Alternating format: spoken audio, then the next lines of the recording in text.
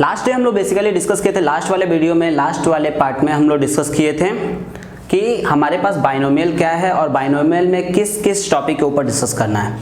आज का ये जो वीडियो है, आज का ये जो पार्ट है, इस पार्ट में हम लोग डिस्कस करने वाले हैं 4 मोस्ट इंपॉर्टेंट टॉपिक। मतलब जो बाइनोमियल का 4 मोस्ट इंपॉर्टेंट टॉपिक है उसके बारे में हम आज के इस पार्ट में हम लोग पढ़ेंगे कि आज के इस पार्ट में हम लोग 4 मोस्ट इंपॉर्टेंट टॉपिक के बारे में डिस्कस करेंगे। तो आइए स्टार्ट करते हैं पहले टॉपिक से। पहला टॉपिक है हमारे पास जनरल टर्म। जनरल टर्म से स्टार्ट करते हैं कि हमारे पास जनरल टर्म क्या है। चलिए स्टार्ट करते हैं हम लोग जनरल टर्म से।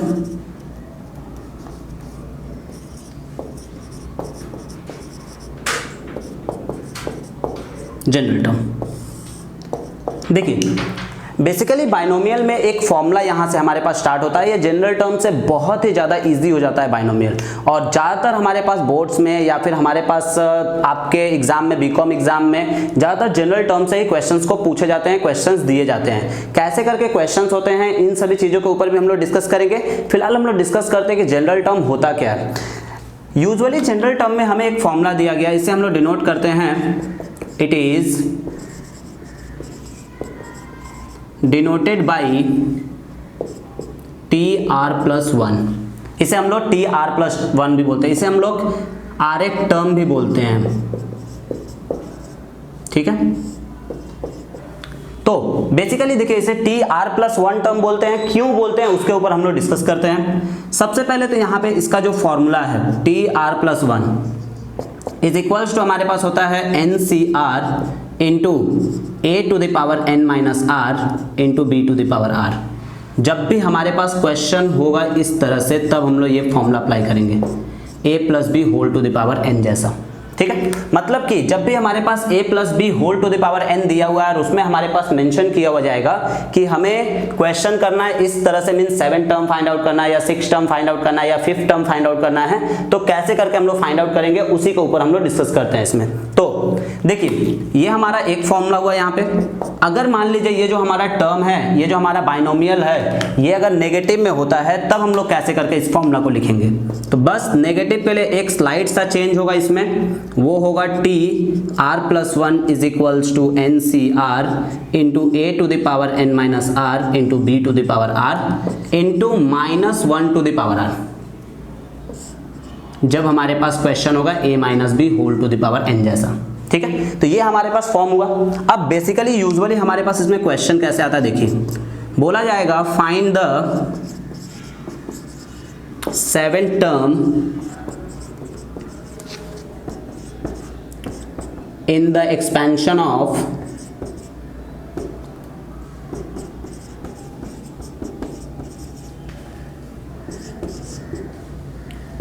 3x square plus 1/3x whole to the power 11, ठीक, ऐसे करके दे दिया जाएगा। अब हम इस तरह क्वेश्चन को कैसे करके सॉल्व करेंगे या किस तरह से करके हमें सॉल्व करना है, उसी चीज के ऊपर डिस्कस करना है हम लोग को। देखिए कैसे करके हम लोग इसको सॉल्व करेंगे, उसी चीज के ऊपर हम लोग बात करते हैं। हमारे पास यहाँ पे जो डेटा दिया हुआ है अकॉर्डिंग टू द फॉर्मूला, उस सब डेटा को पहले हम लोग लिख लेंगे, ठीक है। उस सब डेटा को हम लोग लिख लेंगे कि किस तरह से करके हमारे पास दिया हुआ है। तो सबसे पहला जो काम होगा हम लोग का, वो काम होगा कि हमारे पास ये जो टर्म दिया हुआ है इसे कंपेयर करेंगे इसके साथ। दैट मीन्स इस वाले फॉर्म के साथ कंपेयर कर लीजिए।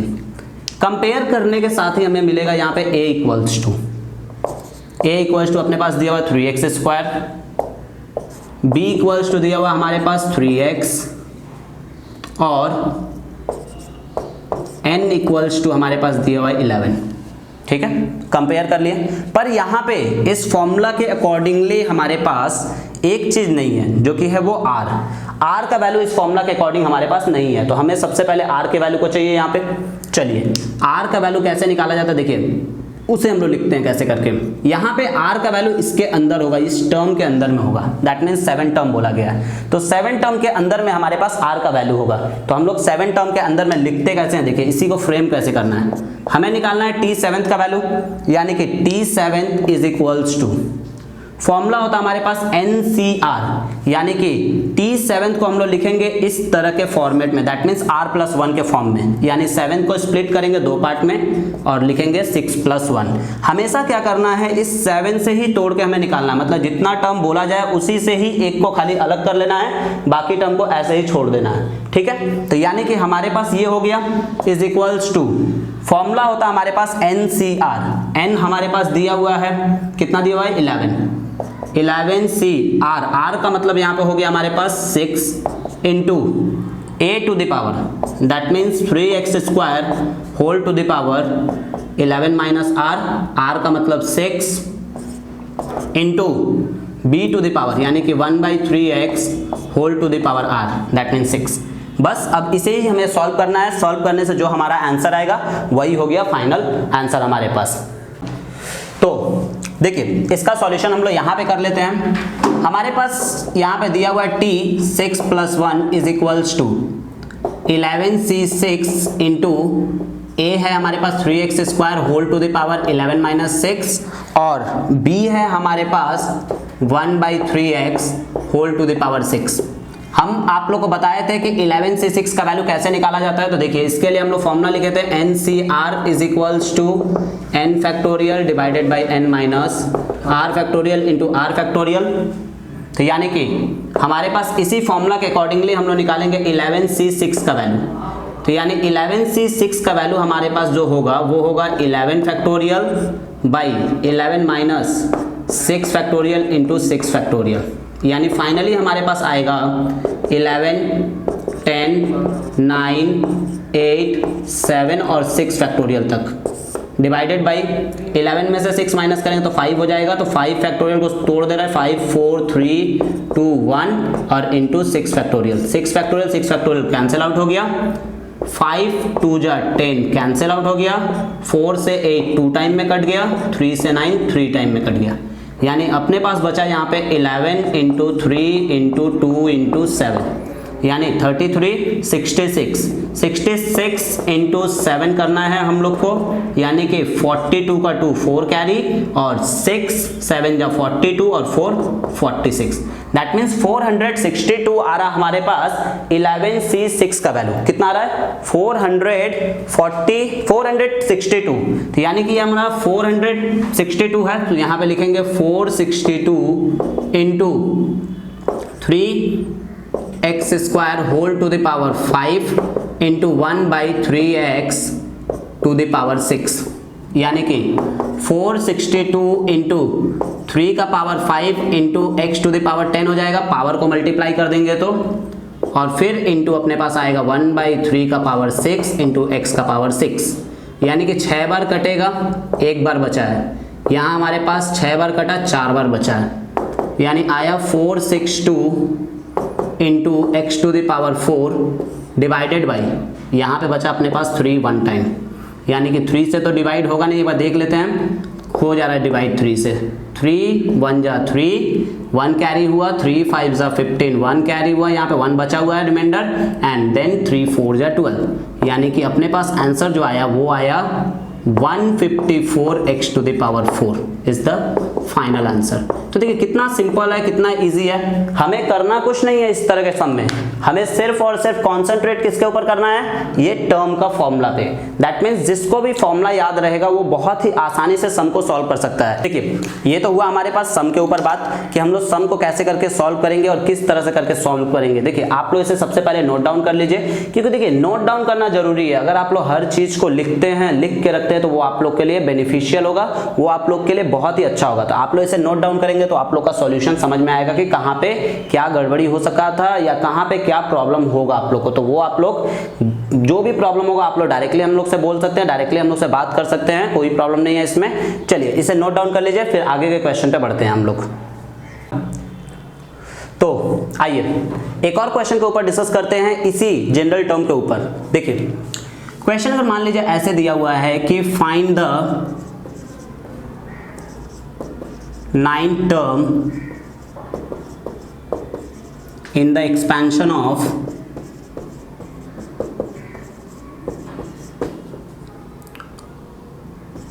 To x cube minus 1/2x square whole to the power 15। चलिए थोड़ा बड़ा क्वेश्चन ले लिया। अब ये माइनस के लिए डिस्कस कर लेते हैं कि माइनस में अगर होता है हमारे पास तो कैसे करके हम लोग सॉल्व करेंगे।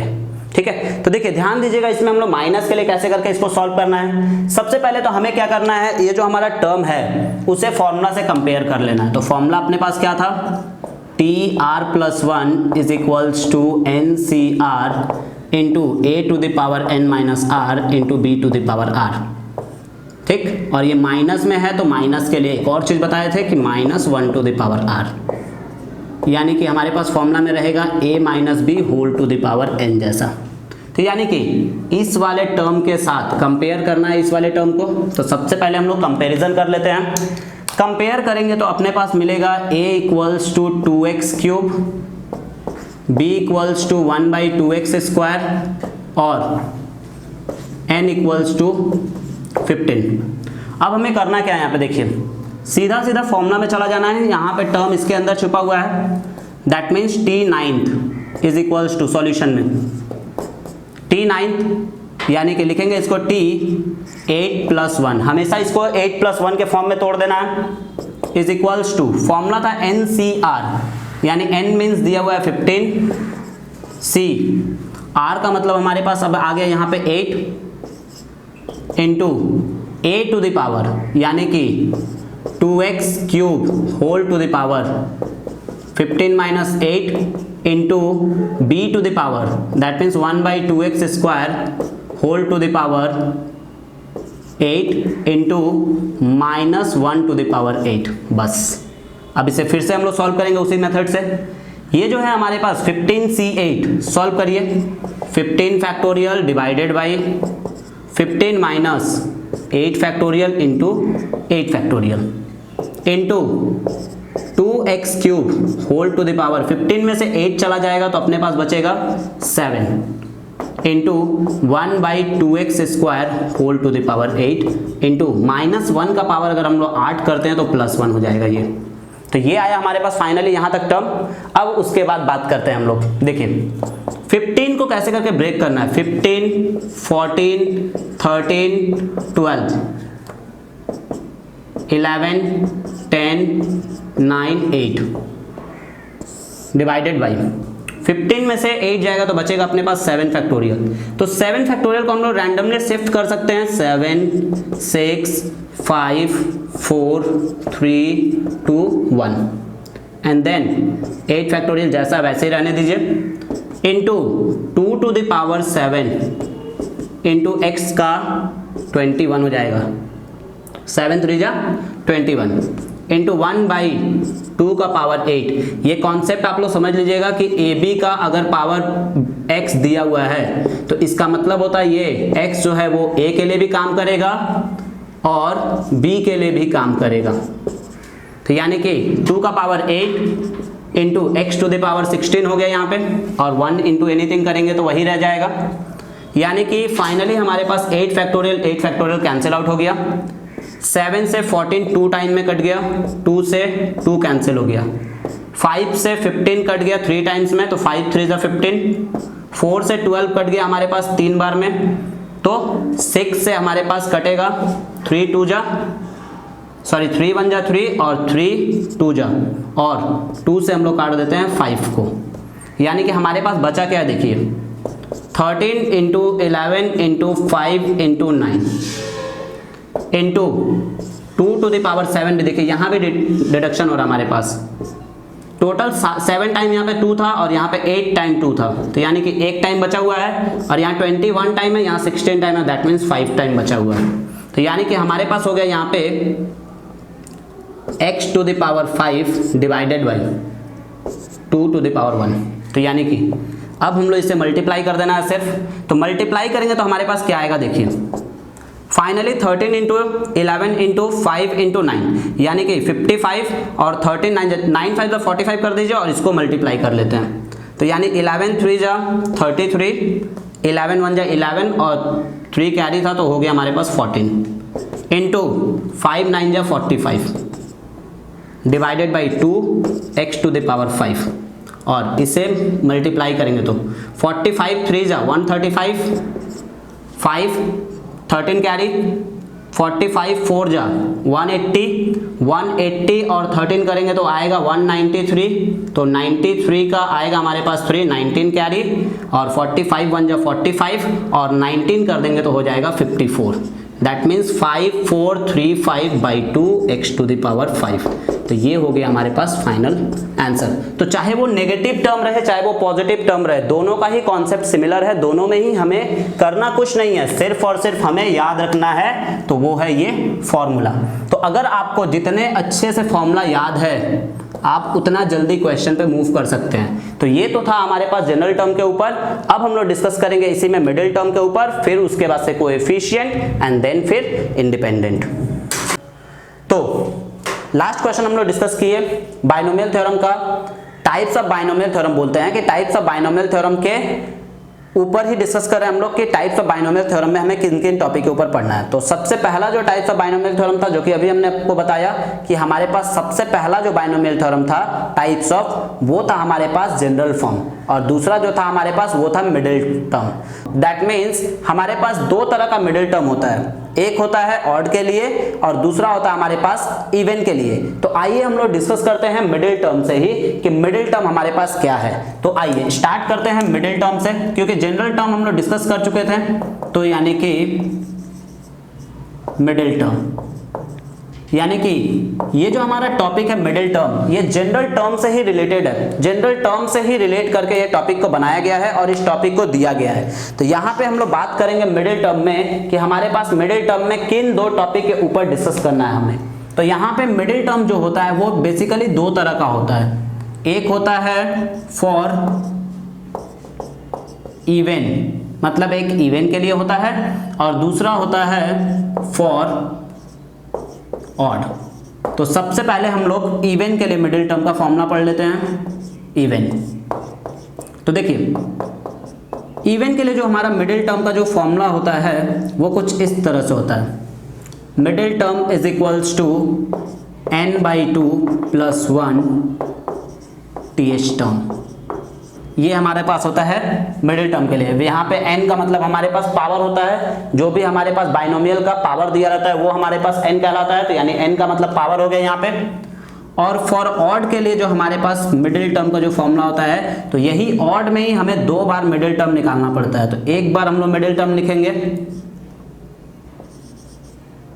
Middle term is equals to, एक बार जो इसका फॉर्मूला होता है वो होता है n + 1/2 + 1 th टर्म, ठीक है।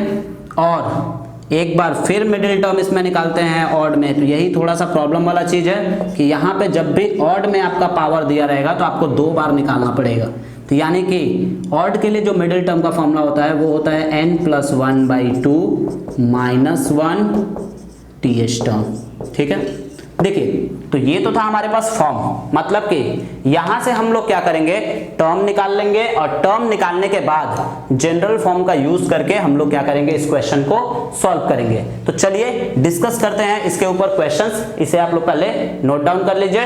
नोट डाउन करने के बाद हम लोग कुछ क्वेश्चंस के ऊपर डिस्कस करते हैं, ऑड और इवन दोनों के लिए। तो एक एक क्वेश्चन दोनों पे ही देखेंगे, वो ऑड के लिए भी और इवन के लिए भी हम लोग एक एक क्वेश्चन को देखेंगे। तो आइए देखते हैं एक एक क्वेश्चन ऑड और इवन के लिए। उससे पहले आप लोग इसे नोट डाउन कर लीजिए। तो सबसे पहले हम लोग स्टार्ट करते हैं। देखिए मिडिल टर्म का मैं यहाँ पे फॉर्मूला लिख दिया जिससे आप लोग देखते रहें, ठीक है।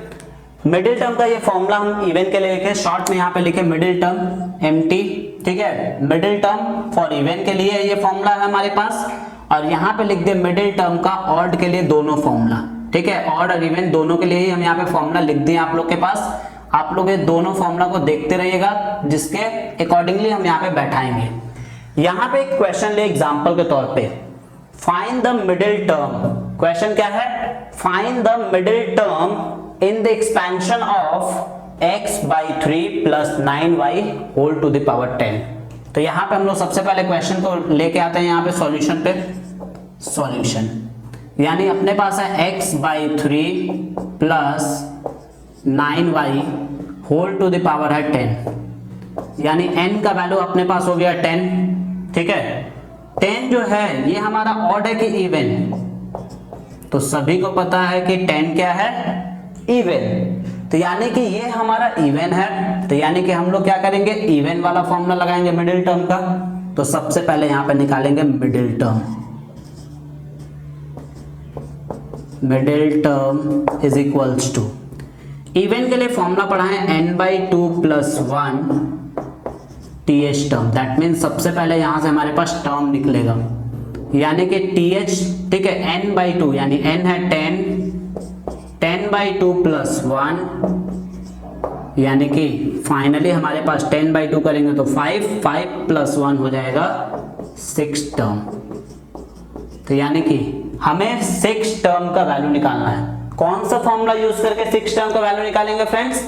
6 टर्म का वैल्यू निकालेंगे हम लोग जनरल टर्म का फॉर्मूला यूज करके, जो कि हमारे पास क्या था, जनरल टर्म का फॉर्मूला हम लोग पढ़े थे T6 is equals to T 5 + 1 is equals to n is 10, 10c5 into a to the power 10 minus 5 यानी कि n minus r यानी a is x/3 whole to the power 10 minus 5 into b मतलब 9y to the power 5। ठीक है, minus नहीं होने के वजह से ये प्लस में है, तो बोल के हम लोग क्या किए, यहाँ पे -1 to the power 5 नहीं किए। तो यानी फाइनली हो जाएगा 10 से 5 का वैल्यू 10 फैक्टोरियल डिवाइडेड बाई 10 में से 5 गया तो 5 बचेगा और यहाँ पे भी 5 बचा, into x/3 whole to the power 5 हो जा रहा है, और यहाँ पे 9 to the power 5 into y to the power 5। ठीक है, दोनों के लिए सेपरेट कर दिए।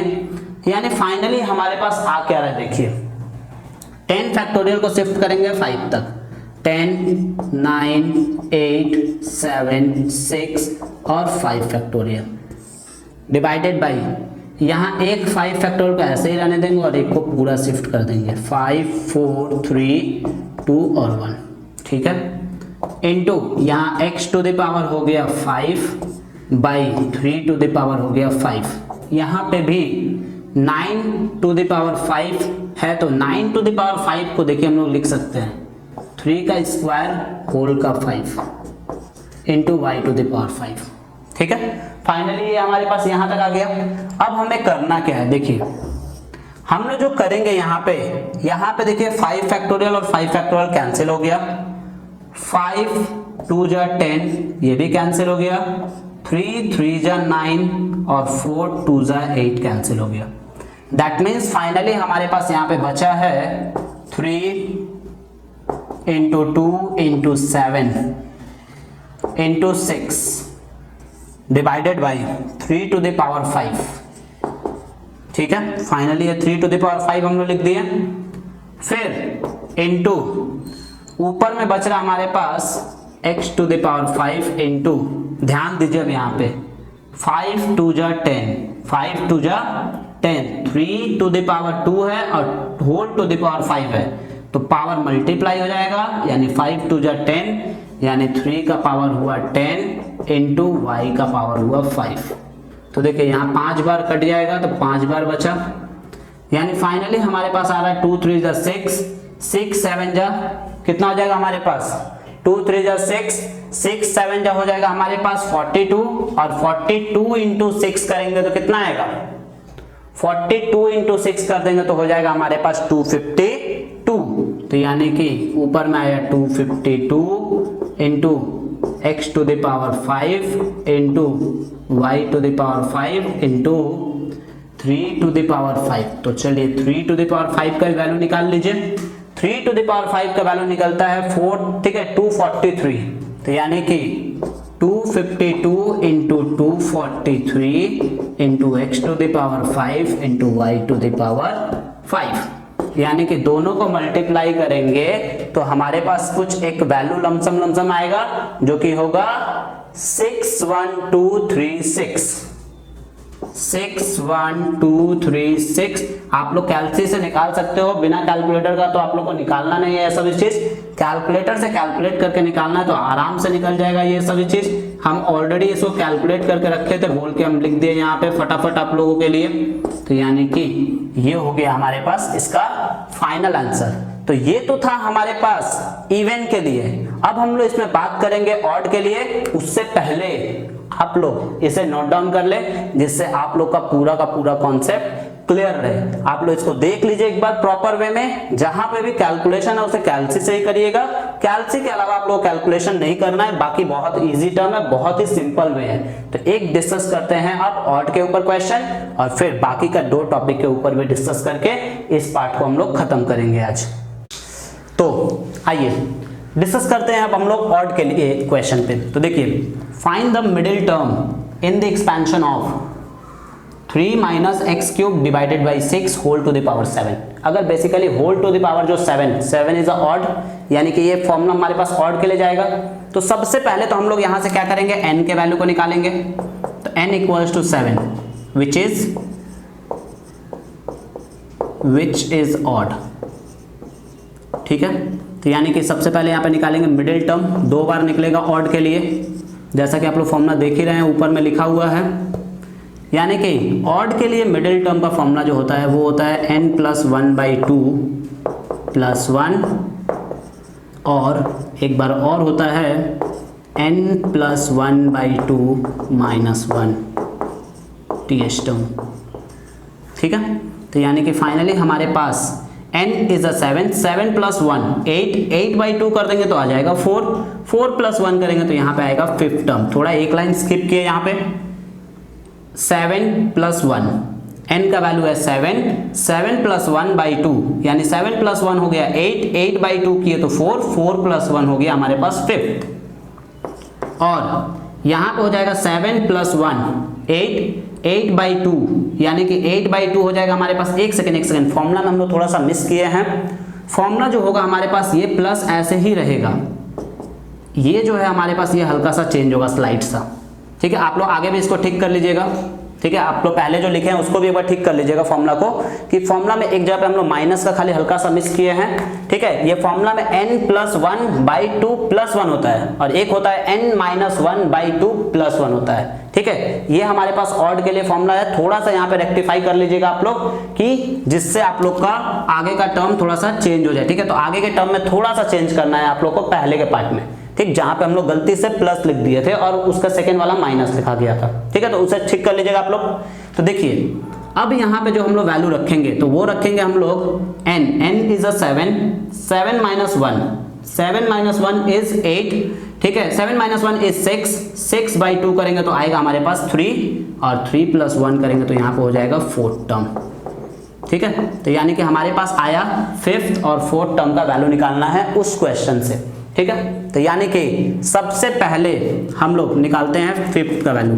तो लिखेंगे T5 is equals to, concept same है, T4 + 1 is equals to, formula अपने पास होता है NCR, R इज अ 4, तो यानी कि हमारे पास n दिया हुआ है 7C, R मीन्स 4, तो यानी 4 लिखेंगे, into a to the power, a is 3 to the power 7 - 4 into b का मतलब है x³ / 6 टू द पावर 4। और क्वेश्चन पे थोड़ा सा कॉन्सेंट्रेट करेंगे तो देखेंगे यहाँ पे माइनस है, तो यानी कि माइनस है तो यानी हम लोग लिखेंगे इंटू -1 टू द पावर 4।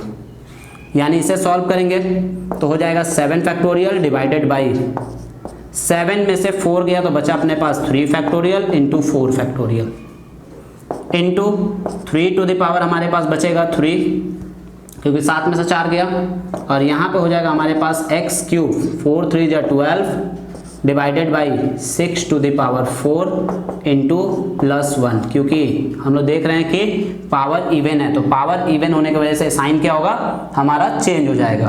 तो यानी कि अपने पास आया 7, 6, 5 और 4 फैक्टोरियल डिवाइडेड बाई, यहाँ पे हमारे पास आ जा रहा है 3 फैक्टोरियल इंटू 3 को पूरा शिफ्ट कर दीजिए तो ज़्यादा बेटर होगा, 3, 2, 1 यानी 4 फैक्टोरियल, तो ये कट गया, 3 × 2 = 6 भी हमारे पास कट गया, इंटू देखिए ध्यान दीजिएगा आप लोग, 3 का क्यूब करेंगे तो आएगा 27 into X to the power 12 divided by 6 का पावर 4 करेंगे तो हमारे पास कितना आएगा, 6 का पावर 4 करने से हमारे पास आता है 1296 यानी कि 1296, ठीक 1296, 1 is 1 वैसे ही रहेगा, यानी कि फाइनली अब हम आंसर लिख देते हैं इसको। 1296 को अगर 27 से डिवाइड करेंगे तो हमारा जाएगा 48 टाइम्स में, यानी कि 48 आप लोग डिवाइड करके इसको देख लीजिएगा कैलसी से। 1296 को 27 से डिवाइड करें तो 48 टाइम्स में जाएगा और हमारे पास बच गया अब 7 इंटू 5, तो यानी कि 7 इंटू 5 हो गया हमारे पास 35 divided by 48 x to the power 12 is the final answer. ये हुआ एक, पर अभी भी हमारे पास एक क्वेश्चन यहाँ पे पेंडिंग पड़ा हुआ है। क्वेश्चन क्या पेंडिंग पड़ा हुआ है, फोर्थ टर्म का वैल्यू भी हमें निकालना है इसी क्वेश्चन का, तो हम लोग यहाँ पे निकालते हैं फोर्थ टर्म का वैल्यू भी। तो चलिए सेम कॉन्सेप्ट को फॉलो करेंगे, T fourth is equals to T 3 plus 1 is equals to same 7c3 into 3 to the power 7 minus 3 into X cube by 6 whole to the power 3 into minus 1 का power 3, ठीक है। यानी कि finally हमारे पास हो जाएगा 7 फैक्टोरियल डिवाइडेड बाई 7 में से 3 माइनस करेंगे तो बचेगा 4 और इंटू 3। आप लोग देख रहे हैं कि दोनों का दोनों सिमिलर ही पार्ट है, ये वाला पार्ट और ये वाला पार्ट दोनों सिमिलर है, यानी कि वैल्यू दोनों से सिमिलर ही आएगा 35। तो यानी कि इंटू 3 टू द पावर बचेगा इस बार 4 और इंटू यहाँ पे हो जाएगा x to the power 9 divided by 6 का पावर 3, क्योंकि 3 3 जा 9 और यहाँ इस बार पावर ऑड है तो यानी कि -1 बचेगा।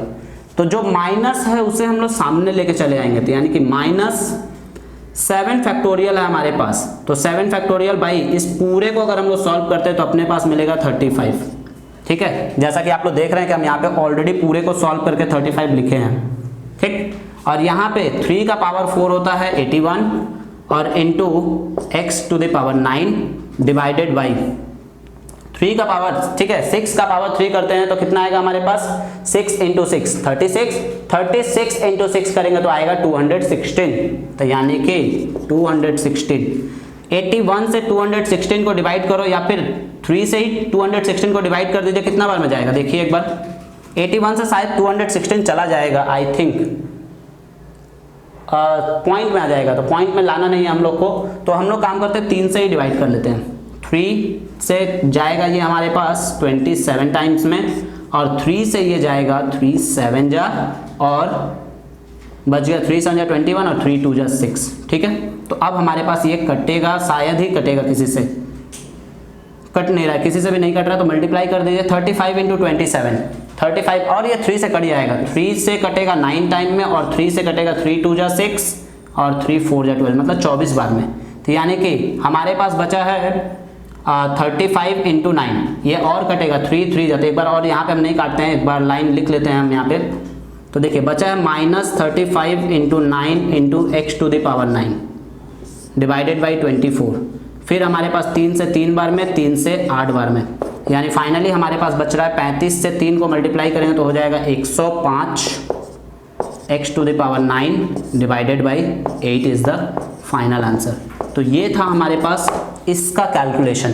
तो इस तरह से हमें कैलकुलेट करके क्वेश्चन निकालना पड़ता है ऑड के लिए। तो ये था हमारे पास ऑड का कॉन्सेप्ट कि ऑड के क्वेश्चन को हम लोग कैसे करके करते हैं। अब हम लोग के पास 2 टाइप और बच गया, बाइनोमियल का 2 टाइप के ऊपर और हमें डिस्कस करना है, वो है कोएफिशिएंट ऑफ अ टर्म और इंडिपेंडेंट। तो जो बच्चे लोग कोएफिशिएंट को अच्छे से समझ लिए उसे इंडिपेंडेंट समझने का कोई जरूरत नहीं है, क्योंकि इंडिपेंडेंट एकदम ही एक स्लाइड सा चेंज है कोएफिशिएंट का। तो हम लोग कोएफिशिएंट के ऊपर ही ज्यादा फोकस करेंगे, क्योंकि कोएफिशिएंट अगर क्लियर हो गया तो इंडिपेंडेंट अल्टीमेटली क्लियर हो ही जाएगा। तो चलिए स्टार्ट करते हैं कोएफिशिएंट को। कोएफिशिएंट का देखते हैं कि क्या क्या कर सकते हैं और क्या क्या करना पड़ता है। ज्यादा चेंजेस नहीं है, बहुत ही सिंपल है, बहुत ही इजी है। तो चलिए स्टार्ट करते हैं कोएफिशिएंट को। तो अब हम लोग डिस्कस करते हैं कोएफिशिएंट के ऊपर। तो आप लोग सोच रहे होंगे कि इतना सारा फॉर्मूला हम लोग को पढ़ना पड़ेगा, इतने सारे टॉपिक्स है हमारे पास, हर टॉपिक्स में अलग अलग फॉर्मूला है। नहीं, कोएफिशिएंट में कोई अलग फॉर्मूला नहीं है। जो आप लोग कोएफिशिएंट का फॉर्मूला वही होता है जो हम लोग जनरल टर्म का फॉर्मूला पढ़े हैं। तो जनरल टर्म का फॉर्मूला हम लोग क्या पढ़े हैं, पहला हम लोग फॉर्मूला पढ़े हैं T R plus 1 is equals to N C R into A to the power N minus R into B to the power R. कब, जब हमारे पास क्वेश्चन हो a plus B whole to the power n। और फिर हमारे पास दूसरा जो फॉर्मूला आता है इसका वो होता है T R plus 1 is equals to N C R into A to the power N minus R into B to the power R into minus 1 to the power R. ये यूज होता है हमारे पास जब क्वेश्चन में a minus B whole to the power n रहता है। तो आप लोग बोलेंगे कि जनरल टर्म का फॉर्मूला लिख रहे हैं, कोएफिशिएंट पढ़ा रहे हैं, तो फिर फायदा क्या हुआ इसमें, कहाँ पे दिक्कत होगा, कहाँ पे चेंजेस होगा। तो देखिए यहाँ जो होता है ना, हमारे पास क्वेश्चन देखना पड़ता है। मतलब क्वेश्चन में से क्या करता है ना, किसी एक टर्म का वैल्यू नहीं देगा और उसका कोएफिशिएंट दे देगा। कोएफिशिएंट का मतलब होता है मल्टीपल दे देगा। तो मल्टीपल देने का मतलब क्या हुआ कि हमको वहां से कोएफिशिएंट के वैल्यू का यूज करके एक टर्म जो मिसिंग टर्म है उसका वैल्यू निकालना पड़ेगा एंड देन वो मिसिंग टर्म का वैल्यू निकाल के फिर से सब्स्टिट्यूट करके आंसर फाइंड आउट करना पड़ेगा। तो लेट्स फोकस करते हैं हम लोग इसके क्वेश्चन के ऊपर कि हमारा क्वेश्चन कैसे करके रहता है। तो देखिए एक क्वेश्चन हम यहां से ले लेते हैं कि एग्जाम्पल के तौर पे एक क्वेश्चन यहां से ले लेते हैं कि इन द एक्सपेंशन ऑफ, ठीक है, in the expansion of X square minus 1/3x whole to the power है अपने पास होल टू द पावर है 9 और दिया हुआ है कि फाइंड द कोएफिशिएंट, बोल रहा है कि find the coefficient of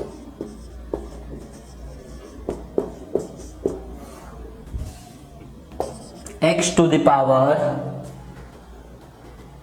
12, x to the power 12 का कोएफिशिएंट का वैल्यू निकालना है। कोएफिशिएंट मतलब कि हमारे पास जो भी उसका न्यूमेरिकल वैल्यू होगा, मतलब कि not in terms of x, मतलब हमारे पास जो आंसर आएगा वो x के टर्म में नहीं, सिर्फ और सिर्फ रियल नंबर आएगा या फिर न्यूमेरिकल वैल्यू आंसर आएगा। तो हमें कैसे करके निकालना है, देखिए ध्यान दीजिएगा।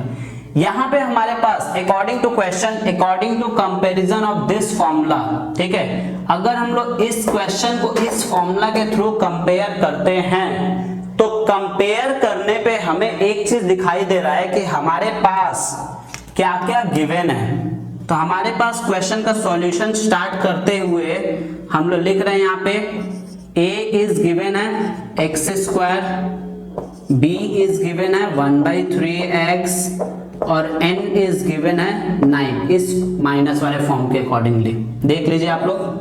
पर पूरे क्वेश्चन में हमारे पास r का वैल्यू गिवन नहीं है, तो r का वैल्यू ही हमें निकालना पड़ेगा यहाँ पे। जैसा कि पहले ही बता दिए थे कि एक मिसिंग टर्म का वैल्यू हमें फाइंड आउट करना पड़ता है यहाँ पे। तो उस मिसिंग टर्म को हम लोग कैसे फाइंड आउट करते हैं, किस तरह से करके उसको निकालेंगे, उसी के ऊपर हमें डिस्कस करना है। तो देखिए यहाँ पे हम लोग कैसे करके मिसिंग टर्म निकालेंगे, हम लोग जो फॉर्मूला होता है उसी को यूज करेंगे। T R plus 1 is equals to n, n is 9 C R को r ही रहने देंगे क्योंकि r का वैल्यू तो हमारे पास नहीं है, तो जिस चीज का वैल्यू नहीं है उसे हम लोग ऐसे ही रहने देते हैं।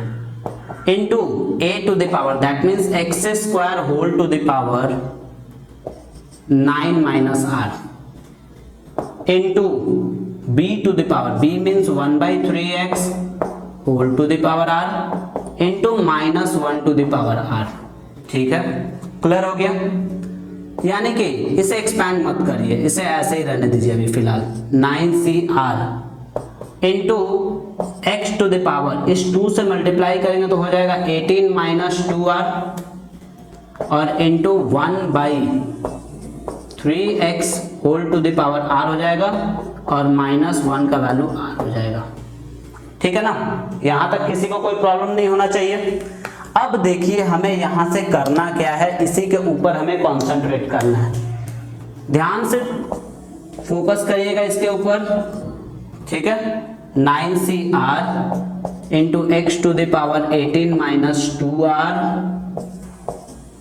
इनटू ये जो r है वो 3 के लिए भी काम करेगा और x के लिए भी काम करेगा, तो लिखेंगे 1 divided by 3 to the power r into x to the power r, ठीक है, into -1 to the power r, जैसा वैसे ही रहने दीजिए। अब चलिए मेरा एक बेसिक सा क्वेश्चन का आंसर दीजिए आप लोग। शायद आप लोगों को सभी को ये बात अच्छी तरह से पता है कि एक बेसिक सा क्वेश्चन हम आप लोग से यहाँ पे पूछ रहे हैं कि अगर हमारे पास x to the power 7 by x to the power 4 दिया रहता है तो हम लोग क्या करते हैं, x to the power 7 by x to the power 4 दिया रहता है तो हम लोग ऐसे ऐसे काट देते हैं इसको ऊपर नीचे, मतलब कि लिखते हैं directly x to the power 3, ठीक है। पर मेरा क्वेश्चन आप लोग से यही है कि क्या कहीं भी किसी भी बुक में ये प्रोसेस लिखा हुआ है कि काट देना है, पहला क्वेश्चन, ठीक है। दूसरा क्वेश्चन है कि अगर काटते हैं तो आप काट ही कैसे देते हैं, आप क्यों काट दे रहे हैं उसको, किस लिए काट दे रहे हैं, कोई ऐसा सिस्टम है या कोई ऐसा रूल्स तो आप लोगों को पढ़ाया गया होगा जिसके थ्रू आप लोग उसको काट देते हैं। देखिए ये जो हम लोग काट देते हैं, ये जो हम लोग कैंसिल आउट कर देते हैं, ये है रॉन्ग प्रोसेस, ये अपने इजी के लिए हम लोग बनाए हैं। इसका एक्चुअल प्रोसेस जो होता है वो एक्चुअल प्रोसेस इसे काटना नहीं होता है।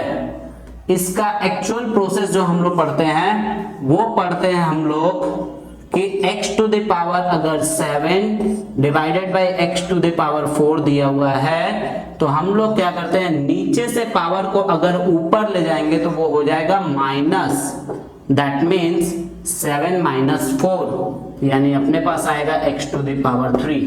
दैट मीन्स ये हमारा है जो ये रूल्स होता है हमारे पास इंडिसेस का, ठीक है, इंडिसेस का रूल है। तो इंडिसेस के रूल के थ्रू हम लोग क्या करते हैं, इस पूरे प्रोसेस को फॉलो करते हैं, ठीक है। तो ये हमारा इंडिसेस का प्रोसेस है, इंडिसेस के प्रोसेस के थ्रू, तो वही काम हम लोग को यहाँ पे करना है। देखिए यहाँ पे हमारे पास वैल्यू है x और यहाँ पे भी हमारे पास वैल्यू है x का। दैट मीन्स हमें क्या करना है, कोएफिशिएंट वाले में x जितने जगह पे रहेंगे उसे एक जगह पे इक्वेट करके एक जगह पे x बनाना है, सिर्फ और सिर्फ इसमें इसी चीज के ऊपर कंसंट्रेट करना है। क्या बोले, एक बार फिर से रिपीट करते हैं कि जितने भी जगह पे x रहेंगे हमें उस x को एक जगह पे लेके आना है, मतलब एक पर्टिकुलर प्लेसेस पे दिखाना है। तो यानी यहाँ भी x है और यहाँ भी x है, ये ऊपर में है और ये नीचे में है। तो नीचे से जब हम लोग किसी भी चीज को ऊपर लेके जाएंगे तो पावर हो जाता है माइनस। एक बार फिर से रिपीट कर रहे हैं, नीचे से किसी भी चीज को ऊपर लेके जाएंगे तो पावर हो जाएगा माइनस। दैट मीन्स हमारे पास जो ये जो टर्म था अब उसी को हम लोग कैसे करके लिखेंगे, देखिए यहाँ पे ध्यान से, ठीक है। तो हम लोग लिखेंगे यहाँ पे 9CR into x to the power 18 minus 2R, और यहाँ पे हमारे पास पावर में माइनस है r तो वो ऊपर चला जाएगा, पावर में प्लस r है तो ऊपर जाएगा तो वो माइनस r हो जाएगा, और यहाँ वाला x रिमूव हो जाएगा। 1/3 to the power r into -1 to the power r, बस यही है इसका मेन कॉन्सेप्ट। अब ये जो हमारा टर्म जो आया, ठीक है, इसे यहाँ पे लिखते हैं एक बार, देखिए इज इक्वल्स टू हमारे पास बचा जो वो बचा 9CR into x to the power 18 minus 3R into 1/3 to the power r into -1 to the power r। ये जो आया हमारे पास, अब यहीं से इसका कॉन्सेप्ट अप्लाई करना है, इसी चीज को कॉन्सेंट्रेट करना है, इसी पे ही ध्यान देना है। ये जो हमारा x का वैल्यू है, ठीक है, ये जो हमारे पास x का पूरा वैल्यू आया है, इस पूरे वैल्यू को इक्वेट करना है यहाँ वाले वैल्यू से, मतलब कि यहाँ वाले पावर के साथ इक्वेट कर देना है। That means x to the power 18 minus 3R को हमेशा क्या करना है, इक्वेट करना है x टू द पावर 12 से। दैट मीन्स हमारे पास लिखेंगे यहाँ पे इक्वेटिंग, ठीक है, इक्वेटिंग लिख के लिखेंगे x to the power 12 is equals to x to the power 18 minus 3R। तो यहाँ हमारे पास बेस सेम होने की वजह से दोनों कैंसिल हो जाएगा x, मतलब x कैंसिल आउट हो जाएगा और हमारे पास बचेगा यहाँ पे 12 is equals to 18 minus 3r। यहाँ से अगर हम लोग 3r को इधर लेके आएंगे तो हो जाएगा हमारे पास प्लस में 3r माइनस है तो, और 12 उधर जाएगा तो हो जाएगा 18 माइनस 12 यानी कि 6, यानी 3 2 जा 6, यानी r का वैल्यू आ गया अपने पास 2। ठीक, और यही r का वैल्यू निकाल के हमें क्या करना होता है, इसी r के वैल्यू को निकाल के इस वाले में पुट कर देना है। ठीक है, एक्सेप्ट दिस, इसमें नहीं पुट करना है, बाकी इसमें, इसमें और इसमें, मतलब जितने भी हमारे पास एक्सेप्ट x के टर्म है उन सभी में हमें r का वैल्यू को पुट कर देना है। सो यहाँ ऊपर दिखा देते हैं, उसको एक बार देख लीजिएगा आप लोग।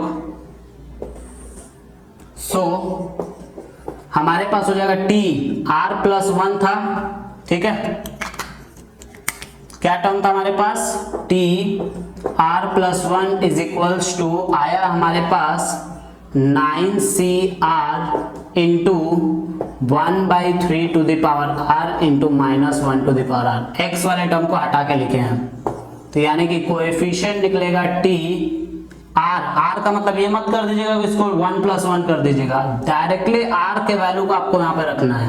That means 2 plus 1 is equals to 9c2 into 1/3 का 2 इंटू माइनस 1 का 2, यानी फाइनली 9c2 का वैल्यू हम लोग निकाल लेते हैं। कैलकुलेट करिए 9c2 का वैल्यू कितना निकलेगा,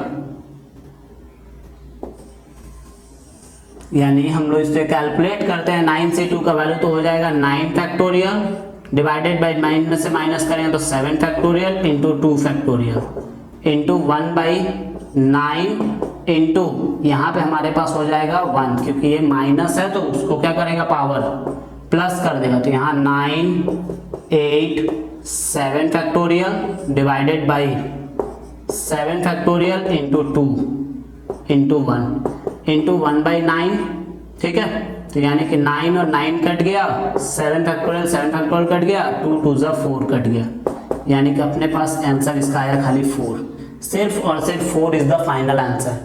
तो इस तरह से करके हम लोग को क्वेश्चन को सॉल्व करना है, ऐसे करके हमें आसानी से क्वेश्चन को सॉल्व करना है। इसे आप लोग एक बार नोट डाउन कर लीजिए, एक बार देख लीजिए कि इस क्वेश्चन में कहीं पे भी अगर आप लोग को प्रॉब्लम होता है तो आप लोग पूछिए। बल्कि हम लोग क्या कर रहे हैं कि नेक्स्ट पार्ट में जो हमारा क्वेश्चन वाला पार्ट होगा उसमें हम लोग क्वेश्चंस के ऊपर ही डिस्कस करेंगे। दैट मीन्स ये तो हमारा था पार्ट 2, बाइनोमियल का पार्ट 2। पार्ट 3 में हम लोग डिस्कस करेंगे क्वेश्चन के ऊपर, जिसमें और भी अच्छे से ये क्लियर हो जाएगा। अगर इफ आपको कोई डाउट होता है तो आप लोग डायरेक्ट मैसेज कर सकते हैं, अदरवाइज पार्ट 3 में आप लोग देख सकते हैं कि पार्ट 3 में पूरा का पूरा जितना भी हमारे पास टॉपिक अभी तक हम लोग बाइनोमियल का पढ़े हैं उन सब के ऊपर हम लोग क्या करेंगे, क्वेश्चंस को डिस्कस करेंगे। तो यानी कि पार्ट 3 में आपको इस पे भी रिलेटेड क्वेश्चंस मिलेंगे। पहले आप लोग इसे एक बार नोट डाउन कर लीजिए, नोट डाउन करने के बाद एक बार इसे गो थ्रू कर लीजिए। तो फाइनली हमारे पास लास्ट टॉपिक के ऊपर हम लोग आ गए हैं बाइनोमियल का, कि जो हमारा लास्ट टॉपिक है बाइनोमियल का सबसे लास्ट टॉपिक है हमारे पास इंडिपेंडेंट ऑफ द टर्म। ठीक है, इंडिपेंडेंट ऑफ द टर्म में हमें कैसे करके सॉल्व करना है, किस तरह से करके सॉल्व करना है। तो इंडिपेंडेंट ऑफ द टर्म में हमें बस सिर्फ और सिर्फ क्वेश्चंस के ऊपर कंसंट्रेट करना है, क्योंकि फॉर्मूला हमेशा वही जनरल टर्म वाला ही लगेगा। मतलब कि देखिए कितना इजी चैप्टर है हमारे पास, कितना इजी टॉपिक है। सिर्फ और सिर्फ बेसिक में हमें कुछ पढ़ना है, बाकी एक फॉर्मूला स्टार्ट हो रहा है जो एंड तक आ रहा है। मतलब कि चारों टॉपिक में सिर्फ और सिर्फ एक ही फॉर्मूला ही यूज हो रहा है। तो चलिए इंडिपेंडेंट का एक क्वेश्चन देखते हैं हम लोग। क्वेश्चन कुछ ऐसे पूछा जाता है, इसका एग्जांपल के तौर पे क्वेश्चन लेते हैं। क्वेश्चन जो पूछने का तरीका है इसका वो कुछ इस तरह से है कि फाइंड द टर्म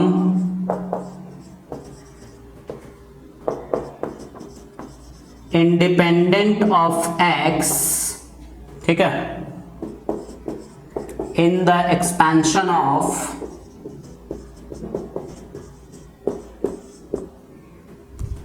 एक एक्सपेंशन ले लेते हैं हम लोग। चलिए एक्सपेंशन ले रहे हैं 3x² by 2 minus 1/3x whole to the power 6। चलिए ये क्वेश्चन हमारे पास। इंडिपेंडेंट को एक और नाम से जाना जाता है, आप लोग याद रख लीजिएगा इसको हम लोग बोलते हैं फ्री फॉर्म भी बोलते हैं, ठीक है। इंडिपेंडेंट को कभी कभी हमारे एग्जाम्स में फ्री फॉर्म भी लिखा रहता है, तो आप लोग कॉन्सेंट्रेट करिएगा। Independent is also known as free form. पूछा जाता है एमसीक्यू पैटर्न में, तो पक्का ही पूछा जाता है कि independent is also known as dash. 4 option दे देगा, उस 4 में से एक ऑप्शन को क्लिक करना पड़ेगा आपको, या एक ऑप्शन को टिक करना पड़ेगा आपको। तो आप लोग इसके ऊपर कॉन्सेंट्रेट करिएगा कि इंडिपेंडेंट को फ्री फॉर्म के नाम से भी जाना जाता है। तो फाइनली डिस्कस करते हैं क्वेश्चन के ऊपर। देखिए फॉर्मूला चेंज नहीं होगा। इंडिपेंडेंट का मतलब हमारे पास पहले एक बार जान लेते हैं कि इंडिपेंडेंट का मतलब हुआ फ्री फॉर्म। फ्री फॉर्म का मतलब होता है कि हमारे पास x नहीं रहना चाहिए पूरे आंसर में, जैसा कि अभी हम लोग कोएफिशिएंट में किए थे।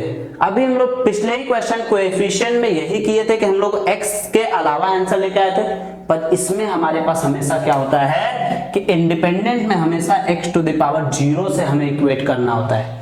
वहां कोएफिशिएंट में हमारे पास x टू द पावर कुछ ना कुछ पावर दिया रहेगा, यहाँ इंडिपेंडेंट में हमेशा हम लोग x to the power 0 consider करेंगे, चाहे वो दिया रहे चाहे वो नहीं दिया रहे। अगर दिया रहता है तो भी x to the power 0 equate कर 0 कंसीडर करेंगे, और अगर नहीं दिया रहता है तब भी हम लोग x to the power 0 consider करते हैं। तो चलिए सॉल्यूशन स्टार्ट करते हैं इसका। सॉल्यूशन वही same formula tr+1 is equals to n is 6 r ही रहेगा क्योंकि r तो है नहीं यहाँ पे, into a to the power that means 3x² 2 होल to the power 6 minus r into b to the power that means 3x to the power r into minus है क्वेश्चन में तो -1 टू द पावर r। ये देखिए थोड़ा सा एक छोटा सा मिस्टेक होगा जिससे आपका आंसर वैरी कर जाएगा, तो इसीलिए आप लोग कॉन्सेंट्रेट करिएगा इसके ऊपर, ठीक। चलिए अब इसे हम लोग आगे प्रोसेस करते हैं। तो हमारे पास फाइनली ये आया 6cr इनटू यहाँ पे हो गया 3/2 को अलग कर दीजिए, 3/2 to the power 6 minus r, ठीक है, दोनों के ऊपर, और इनटू x के ऊपर भी ये आएगा 6 माइनस r। इंडिविजुअली दोनों के लिए काम करेगा, इन दोनों के लिए भी काम कर रहा है, इसके लिए भी काम कर रहा है। वही चीज यहाँ पे भी सेपरेट करेंगे, 1 टू द पावर एनीथिंग करेंगे तो वही रह जाएगा, 1 ही रह जाएगा। यहाँ 3 to the power r into x to the power r into -1 to the power r। जैसा कि पिछले क्वेश्चन में हमने आपको बताया था कि x को एक जगह पे इक्वेट करना है। क्या बताया था हमने? x को एक जगह पे इक्वेट करना है, तो यहाँ भी हमें x को एक जगह पे इक्वेट करेंगे। तो यानी कि 6cr into 3/2 to the power 6 minus r into x to the power 12 minus 2r, और नीचे वाले पावर को ऊपर लेके जाएंगे तो हो जाएगा -r into 1/3 to the power r into -1 to the power r। बस दैट्स इट, हमारे पास ये खत्म हो गया। 3/2 to the power 6 minus r into x to the power 12 minus 3r into 1/3 to the power r into -1 to the power r। Finally यहां तक हमारे पास आ गया। अब हमें करना क्या है, ये जो हमारा टर्म आया x to the power 12 minus 3r, इसे इक्वेट कर लेंगे x टू द पावर 0 से। क्या बोले? x to the power 12 minus 3r को इक्वेट करेंगे x टू द पावर 0 से। तो चलिए यहां से इक्वेट करना चालू करते हैं, ठीक है। तो इक्वेट करेंगे, हमारे पास लिखेंगे यहाँ पे इक्वेटिंग, ठीक है, x to the power 0 is equals to x to the power 12 minus 3r। x और x कैंसिल हो जाएगा, तो यानी 0 is equals to 12 minus 3r, और 3r को इधर लेके आए तो हो गया 12, यानी 3 1 जा 3 और 3 4 जा 12, यानी r का वैल्यू आ गया अपने पास 4। ये तो हमारे पास r का वैल्यू आ गया। अब हमें क्या करना है, r के वैल्यू को इसी पूरे क्वेश्चन में बैठा लेना है। इसी पूरे सॉल्यूशन में बैठा लेना है, सॉरी इसी पूरे सॉल्यूशन में बैठा लेना है, और सॉल्यूशन में बैठाने के बाद सिर्फ और सिर्फ इसमें वैल्यू को नहीं रखना है, बाकी सभी में वैल्यू को रख देंगे। अगर आप इसमें भी वैल्यू रखते हैं ना तब भी आपका आंसर सेम ही आएगा, x इंडिपेंडेंट ही आएगा, पर नहीं रखते हैं क्योंकि टाइम बचेगा। देखिए हम आपको रख के दिखा देते हैं, रख के अगर हम लोग वैल्यू रखते हैं, ठीक है, अगर रखा हुआ रहेगा वैल्यू तो भी कोई प्रॉब्लम नहीं होगा, तो भी कोई इसमें इश्यूज नहीं होगा। देखिए ध्यान दीजिएगा आप लोग, t आया है 4 + 1 is equals to t 4 + 1 is equals to 6c4 into 3/2 to the power 6 - 4 into, ठीक है 12। देखिए ध्यान से यहाँ पे हम देखिए रख रहे हैं 12x to the power 12 - 3r, that means 3 × 4 करेंगे तो हो जाएगा 12, तो यानी 12 - 12 0, यानी x to the power 0 is 1, तो कोई फर्क पड़ा इसको, तो इसीलिए हम लोग क्या करते हैं इस वाले में नहीं रखते हैं, ठीक है, इस वाले में हम लोग वैल्यू को नहीं रखेंगे। तो यानी हमारे पास बचा 1/3 टू द पावर r, तो लिखेंगे यहाँ पे 1/3 to the power r, that means 1/3 to the power 4 into -1 to the power 4, यानी फाइनली हमारे पास आएगा 6c4 का वैल्यू 6 फैक्टोरियल डिवाइडेड बाई 4 में से गया, ठीक है, 6 में से 4 गया 2 फैक्टोरियल बाई 4 फैक्टोरियल इंटू यहाँ बचा 3/2 होल टू द पावर अपने पास बचा है 2 इंटू 1/3 का पावर 4 इंटू 1, क्योंकि 1 to the power -1 to the power 4 किए तो 1 ही आएगा वो, यानी 6 5 4, ठीक है 4 फैक्टोरियल तक शिफ्ट कर दिया इसको, divided by 2 into 1 into 4 factorial into 3 का स्क्वायर बाई 2 का स्क्वायर इंटू 1/3 का 4, 2 बार कट गया, 2 बार बचा है 4 फैक्टोरियल कट गया, अपने पास 2 से 3 बार में, ठीक है 6 कट गया, यानी 3 × 5 डिवाइडेड बाई, नीचे में ही बच रहा है सब कुछ, 2 टू द पावर 2 यानी कि 2 × 2 और 3 टू द पावर 2 यानी कि 3 × 3, तो एक बार और 3 कट गया, यानी फाइनली हमारे पास आया 5 divided by 2 2 = 4 4 3 = 12 is the final answer. तो ये तो था हमारे पास बाइनोमियल का कॉन्सेप्ट कि बाइनोमियल के क्वेश्चंस को हम लोग कैसे करके सॉल्व करते हैं, बाइनोमियल का टाइप को हम लोग कितने आसान तरीके से समझ सकते हैं। ये सिर्फ और सिर्फ कॉन्सेप्ट के ऊपर था, सिर्फ और सिर्फ फॉलो करना था हमें रूल्स को। जितने अच्छे से हम रूल्स को फॉलो करेंगे उतना जल्दी हम बाइनोमियल के क्वेश्चंस को कर पाएंगे। तो बाइनोमियल का क्वेश्चन सिर्फ और सिर्फ फॉर्मूला बेस्ड टॉपिक था, और फॉर्मूला बेस्ड टॉपिक होने की वजह से इसमें थोड़ा कैलकुलेशन है जो कि आप लोग कैलसी से कर सकते हैं, तो आप लोग आराम से इस क्वेश्चन को कर सकते हैं, इस तरह के क्वेश्चंस को। तो फाइनली नेक्स्ट पार्ट में हम लोग डिस्कस करेंगे अब इसका बाइनोमियल के क्वेश्चंस के ऊपर स्टार्टिंग से लेके एंडिंग तक। तो आप लोग इसे नोट डाउन कर लीजिए, नेक्स्ट पार्ट में हम लोग क्वेश्चंस के ऊपर डिस्कस करेंगे। Thank you.